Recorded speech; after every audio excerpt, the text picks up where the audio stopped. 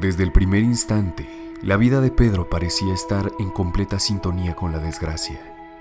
Su padre murió poco antes de que él naciera, mientras su madre ejercía la prostitución como el único medio para subsistir y mantener a 13 hijos.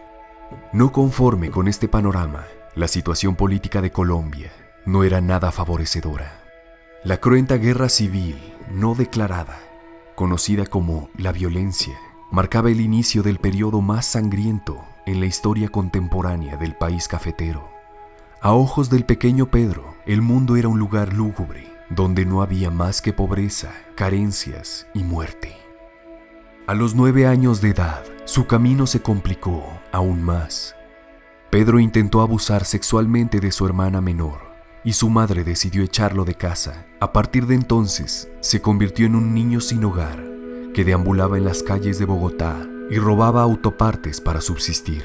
La difícil vida del menor bien podría explicarse como una víctima de las condiciones en que se desarrolló. Sin embargo, lo peor estaba por venir. En plena mendicidad, Pedro creyó tener un golpe de suerte cuando fue adoptado a los 12 años por una familia estadounidense. No obstante, la ilusión duró poco. Después de 3 años en que conoció lo que era vivir en un techo sin violencia ni hambre de por medio, fue abusado sexualmente por un profesor privado que sus padres adoptivos habían contratado. De nuevo en la calle, Pedro retomó el robo de automóviles, cada vez con más maestría, pero fue detenido en una ocasión y encarcelado a la edad de 21 años. Una vez en prisión, fue abusado sexualmente por 3 presos antes de salir libre 9 años después. En 1978, este hecho cambió su mentalidad para siempre, pues su vulnerabilidad fue sustituida por una psicopatía y un desprecio por la vida que le convirtió en un asesino serial.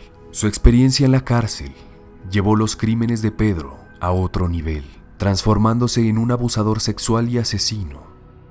La mayoría de sus víctimas cumplían con un mismo perfil: mujeres jóvenes, menores de edad, indígenas y que él mismo consideraba inocentes. Así fue el inicio de un historial criminal sin parangón en la historia, que habría de sembrar terror en Colombia, Perú y Ecuador por igual. El primer paso del asesino, después de cometer algunos crímenes y desatar sospechas en Colombia, fue huir a Perú, nación que recorrió una y otra vez, dejando decenas de víctimas a su paso. La violencia contenida en cada asesinato, previo abuso sexual, se reproducía en distintos casos, mismos que unió la policía para la hipótesis de la existencia de un asesino serial. Los casos aumentaban la alarma en Perú cuando el asesino intentó secuestrar a una niña en un mercado en Ayacucho, al sur de Perú, y fue capturado por los pobladores.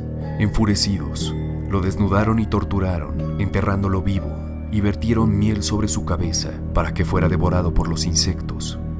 No obstante, fue salvado de último momento por la policía. A pesar de su detención, las autoridades peruanas obviaron la presencia de Pedro y fue deportado a Ecuador, donde después de un breve proceso pudo continuar con el sadismo de sus crímenes, hasta que finalmente fue detenido por la policía ecuatoriana con más de 200 homicidios a cuestas. En 1994 fue extraditado por autoridades colombianas. Sin embargo, luego de pasar 4 años en un hospital psiquiátrico, fue sorpresivamente dado de alta y puesto en libertad. Señores, me voy libre, paso a migración. Desde entonces, en cada desafortunada ocasión en que coinciden un par de asesinatos en Perú, Ecuador o Colombia, el nombre de Pedro Alonso López resuena en las comisarías ante la incógnita del paradero actual del monstruo de los Andes.